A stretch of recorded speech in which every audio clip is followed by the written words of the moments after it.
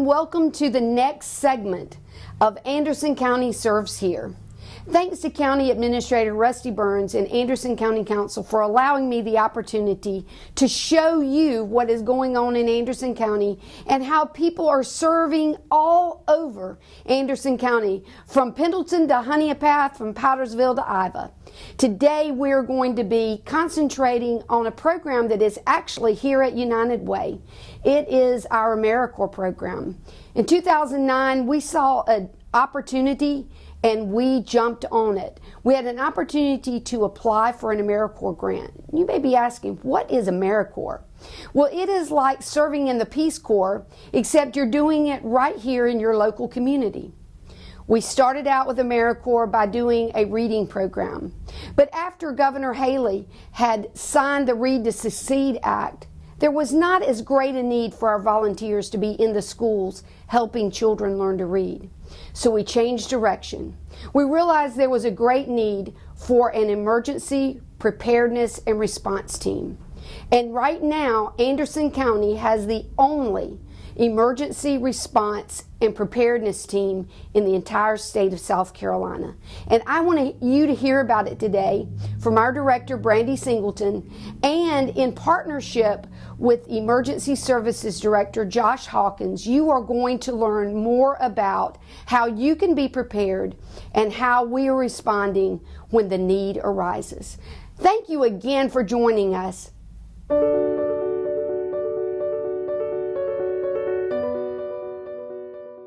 So in 2017, when South Carolina was devastated by the 1,000-year flood, we basically went into each community and decided, hey, what needs are standing out in the community? And we noticed that emergency management tends to be overworked, and so a lot of times they don't have the additional staff to be able to go out into the communities and do preparedness for individuals. And so we figured out that we could provide that gap in service and actually be the boots on the ground for them in support of that. So 2017 is when we started this program initially. Our partners across the state of South Carolina are Anderson, Oconee, Pickens, Georgetown, Williamsburg, Berkeley, and soon to be Bluffton. And what we do is a little different in each community because each community is different in the way that they respond and the way that they prepare their citizens for emergencies. So what we do with local United Ways and also with emergency management is we go in and we try to see what needs they have in each individual community, and then we address those. Here in Anderson, what we're doing, our AmeriCorps team actually goes out into the community at local events, churches, schools, and they provide preparedness materials. So if our AmeriCorps team is going to an elementary school, we go in and we actually provide this book for them. And as you can see, it has fun activities for the students to do. So our AmeriCorps members are not just going into the school and, telling kids bad things can happen. We're actually telling them, hey, these things may occur, but here's what we need to do in order to prepare. And we're doing that on their level. And the same goes for if we go out and speak to senior citizens groups. We actually have materials as well that are focused and geared toward that. They need to have certain things in their preparedness kit. So they need to have medication, they need to have water, they need to have food, but they also need to understand what resources are out there as well. So that's what our team does when we go out into community events and we speak and we give out all of these materials. We're letting individuals know what they need to have and how they need to be prepared. If we go down into Georgetown, those folks are very familiar with what happens in regards to emergencies and hurricanes and things of that nature. But now a lot of times folks don't realize the resources that are available to them during and after.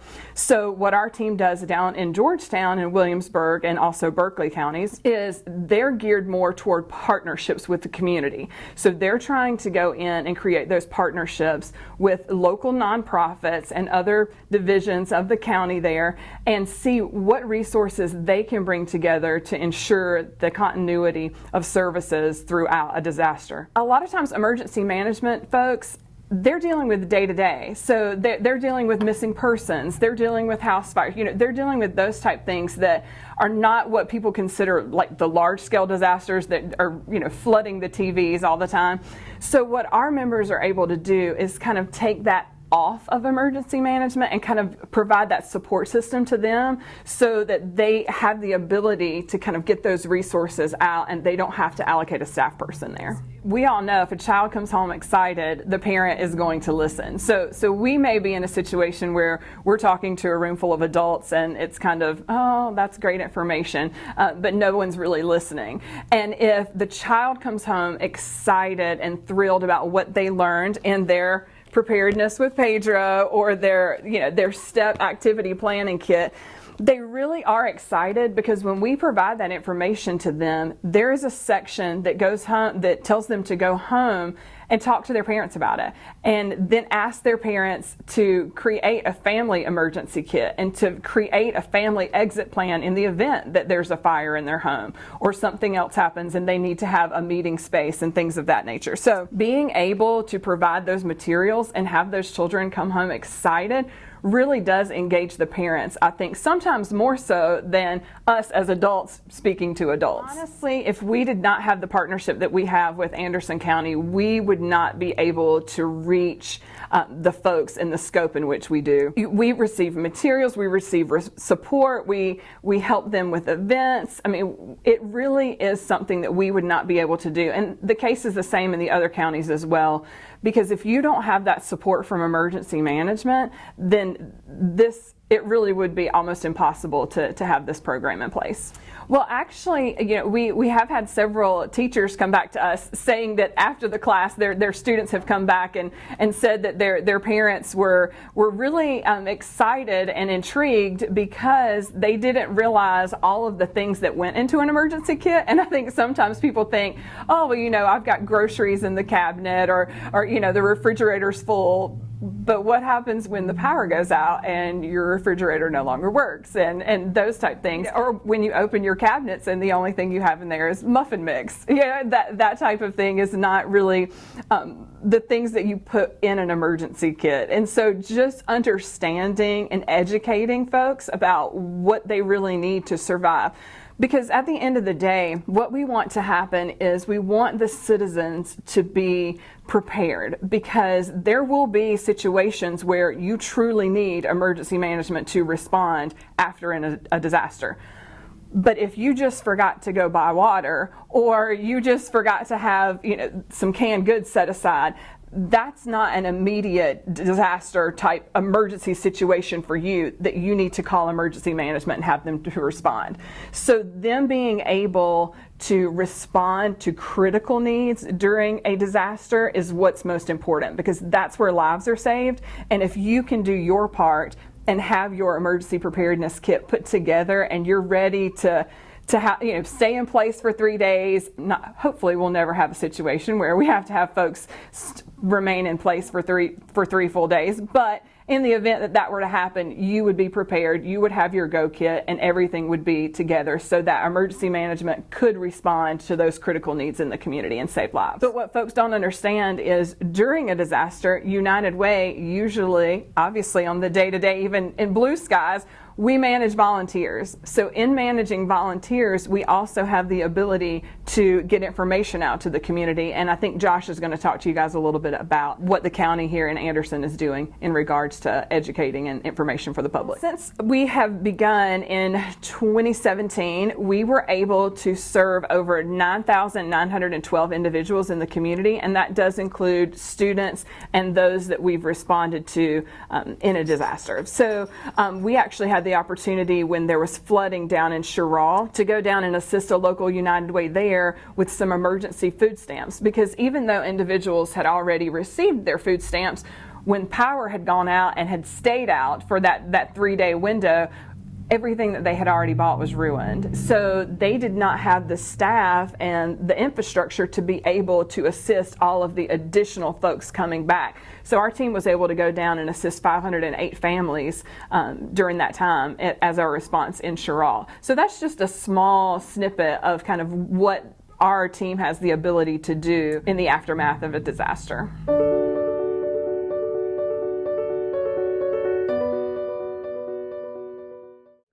2019, when we started hearing rumblings of the pandemic and all the things happening in other places, we knew that we had a disaster plan in place because, of course, that's what our program does. Well, in March of 2020, when the pandemic really hit us here in South Carolina, our program was immediately able to respond and call and speak with individuals on the state level as well as local county individuals to see what the exact needs were and what the immediate needs were that our team could participate in. So with our partnership with the United Way Association, we have a 211 network that runs all across the state of South Carolina, and our team was able to assist that 211 network with going in, kind of working the back end of that, ensuring that all of the nonprofit information, so when you call 211, you're receiving up-to-date and current accurate information. So we all know that so many nonprofits were either closed or having staffing issues and things like that, and nobody really knew what was happening. So our team was on the phone all day, every day, trying to ensure that when individuals called those resource lines, because during that time it was so very important for people to understand where they could receive assistance, where they could find food, because a lot of people, there was just a lot of uncertainty during that time. And so our team was able to make sure that all the information was up to date and support the 211 operating system throughout. And we're still actually in the process of making sure that as businesses open back up, hours change, services change, because I think during that time a lot of nonprofits really kind of streamlined what it is they were doing and how they really wanted to be there and what resources they needed to provide to the community, and our team was able to do that. When you're out in the community and you see United Way or you see the South Carolina Disaster Corps Americorps logo, what we want to encourage you to do is take our resources. We have so many valuable resources that we provide to the community, and we want you to know, for example, this is just a magnet that can slap right on the refrigerator, and it actually goes through all types of natural disasters that we could have here in Anderson. There's a heat warning, there's snowfall, there's flash flood, and it's just going to kind of walk you through and let you know if you receive these alerts. So the county submitted an alert and says, hey, we have a tornado warning. These are the actions that you need to take, and these are the steps that you need to do, and this is how you need to be weather aware. So we would like to encourage everyone, when they do see us out, don't be afraid to stop by. Come by, tell us your story, let us know what's happening in your life, and also take all this information, because it is information that is key to you being able to be prepared and be ready to survive a disaster here. When we're out in the community and you see us, be sure to stop by and get a family emergency communication plan. And one thing I really like about these, we get these from ready.gov and FEMA as well, but one thing I really like is it's the size of your wallet. So it's not taking up a huge amount of space, and it's information that you can always have with you, because let's face it, so many folks have numbers that are saved in their cell phones and they don't actually know that number. So I know that my sister is saved as Sissy in my cell phone, but I do not actually know her telephone number. So in the event of an emergency or something happens, or even if I'm in a car wreck and my phone is thrown from the vehicle, if this is in my wallet or in my purse, emergency management and those first responders will be able to say who my emergency contact is and get in touch with the people who I love the most. And that really, at the end of the day, is what it's all about, is taking care of one another and being there for each other.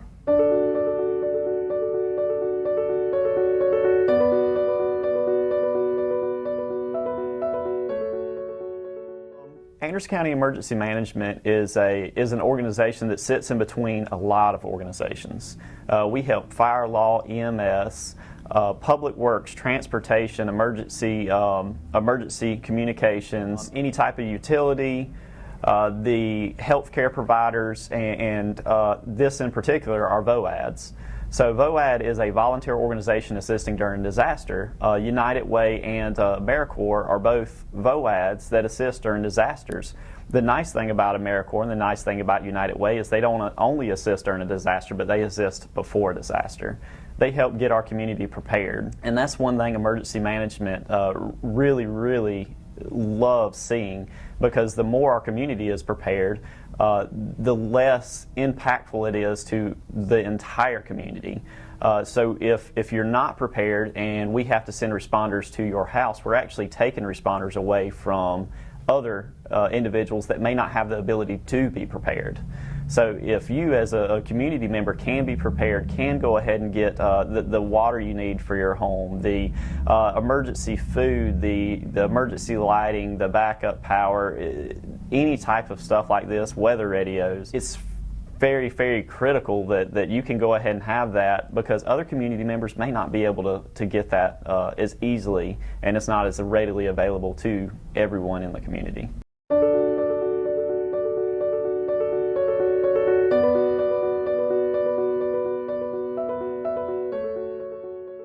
So Anderson County kind of sits in the middle of a little bit of everything. A lot of people don't think about it. South Carolina is an earthquake. We're on a fault line. There's potentials for earthquakes, fires, winter weather, tornadoes, hurricane season, which is just now starting, flash flooding. We sit in the middle of everything. We're at the foothills of the mountains, so all that water comes down from the mountains and goes right to Anderson, into the foothills, into our creeks, our rivers, makes them rise, and we do have some floodplains in Anderson. So it's really great to be prepared, because you've got to think about stuff. If it's flooding and we also have a storm, which typically come hand in hand, the ground's wet, the trees potentially can start falling, power lines can go down, and we can lose power, lose the ability to transport down the roadway. So you gotta think about, what do I need to do? What do I need to have in place if I need to stay at my house for potentially up to 3 days without power? So we have multiple alert systems. Our biggest alert system that we are pushing heavily is our Code Red alert system. So this system goes straight to your cell phone. It can go by text message, it can go by phone call. We have systems in place on this for the deaf and blind as well. And you can actually sign up yourself by texting Anderson EM, that's Anderson, E as in Echo, M as in Mike, to 99411. And that will send you a link to allow you to sign up and decide what alerts you get. So you can decide to get emergency alerts, but you can also decide to get weather warnings. This system is a very robust and very easy system for us to use, and it can be dedicated to your home. So you can actually put your home location, you could put your work location. If you have a family member that you're concerned about, you can put their location in that, and you can all tie that to your cell phone. This system, typically a lot of community members think of this as reverse 911, so it's 911 calling you and telling you of an emergency. And what we found is not too many people have a house phone anymore. Reverse 911 was originally built for house phones because your house phone was dedicated to your address. Well, now your cell phone is what we need to get in touch with, and that's how we need to get in touch with you much quicker. And so by signing up for this signs your cell phone up to your house or your workplace or wherever you may want. And it's a great system. It gets you real-time information really fast. A lot of people think that the tornado sirens is what we desperately need to be listening for, but the tornado sirens can be confusing. Fire departments within Anderson County and other counties actually use those for calls for service as well, so you may hear that tornado siren go off and it's actually a call for service for a fire department. And people tend to become numb to those and just not really pay as much attention. So stuff like Code Red, stuff like having a weather radio at your house, a battery powered weather radio, is huge, and it's vital to get you that information real time. A tornado siren is just going to alert you, give you a quick knowledge that, hey, something may be going on, and that'll give you the ability to turn on TV, turn on a radio and listen. But with this Code Red system and with this alerting system, it's going to immediately send you a text message and tell you exactly what's going on right now.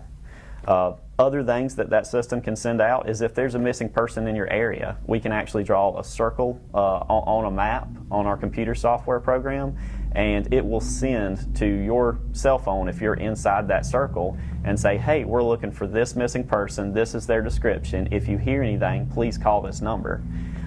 If you hear or see anything. And that is huge and vital for us because we only have so many deputies, we only have so many firemen, we only have so many EMS personnel. So having the eyes of the community looking out and looking out for each other, it's vital. It's vital for our community members, and it really speeds up the process of finding someone that may be endangered. We've had a very large increase in finding missing people by using this and also using social media, Facebook, Instagram, Twitter. We actually have Anderson County Emergency Management social media accounts for all these, as well as the Anderson County Sheriff's Office social media account. When we have a missing person or we have a disaster or we have any emergency information we need to send out, we'll publish that on there real time, and a lot of times we'll publish it with a picture, and we immediately start getting phone calls when that gets published. People start calling into our 911 center and saying, hey, I just saw this person 5 minutes ago, or I've got this going on, or I'm able to help here. It's very huge. It's very huge, and it's very helpful to the community because it's real-time communications. A lot of people think of the initial storm. They think of the initial emergency. Well, after that emergency, there's a recovery aspect. And that recovery aspect can go on for days, it can go on for months, it can go on for years. Hurricane Katrina, for example, went on for years afterwards. And so, who supports us? Who actually continues on that? Well, that's part of emergency management's job. That's part of the VOAD's jobs, and part of like United Way and Americorps. We actually come in and we assist everyone. Now, it's a long process because these emergencies can be way beyond the scope of anything that we have that can handle it. So, in the event that this emergency occurs and we have to go into that recovery mode, we've got people that are, providing food, providing shelter, providing alternate means of transportation, and this can go on for a long period of time. And so that's why it's great to be prepared and great to have plans in place in the event that a disaster does occur, because it not only helps the response, but it helps the recovery aspects of it. And we are very grateful to have partners like AmeriCorps and have partners like United Way that can step in and that can help, because honestly, we can't do it by ourselves. We have to do it as a whole community. A lot of people don't know exactly what all went into the COVID-19 response in Anderson County. Emergency management headed up a lot of that response, but we couldn't do any of that response without our partners from United Way and the AmeriCorps. One thing that we did that was very huge was we actually brought in a shower trailer from the Saluda Baptist Association. Clean Start is a regular shower location for our community experiencing homelessness, and this helps out that community tremendously, and it is a needed asset. During the COVID-19 pandemic, they weren't able to actually operate that due to people being out, due to the potential for being in a confined space and spreading COVID rapidly. That center shut down for a few months, and when that center shut down, we coordinated with the Saluda Baptist Association and the AmeriCorps and United Way, and we were able to supply that 10 shower unit with also a washer and dryer in there to be able to provide that cleanliness and that sanitation for the community experiencing homelessness. It may sound like something small, but it was huge. This was keeping people safe, it was keeping people well. It was preventing spreading the virus, because as we know, the cleaner we are, the healthier we are, the less germs we're going to pass. And we just can't thank the United Way, AmeriCorps, we can't thank them enough for partnering with us and helping make this happen.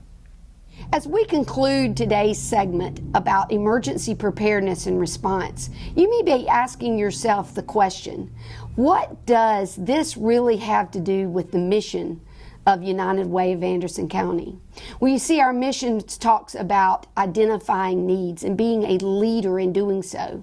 Well, it's really obvious that when something terrible happens, like a tornado or a flood or any other disaster, it is a great need. We at United Way want to be able to meet those needs. And part of our mission says that we will leverage and use resources.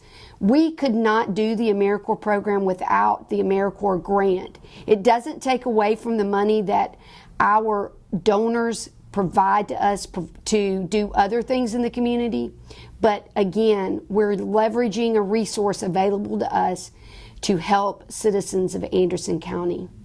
And lastly, part of our mission is to improve those lives. And we're going to do everything that we can to make the lives of people in Anderson County better.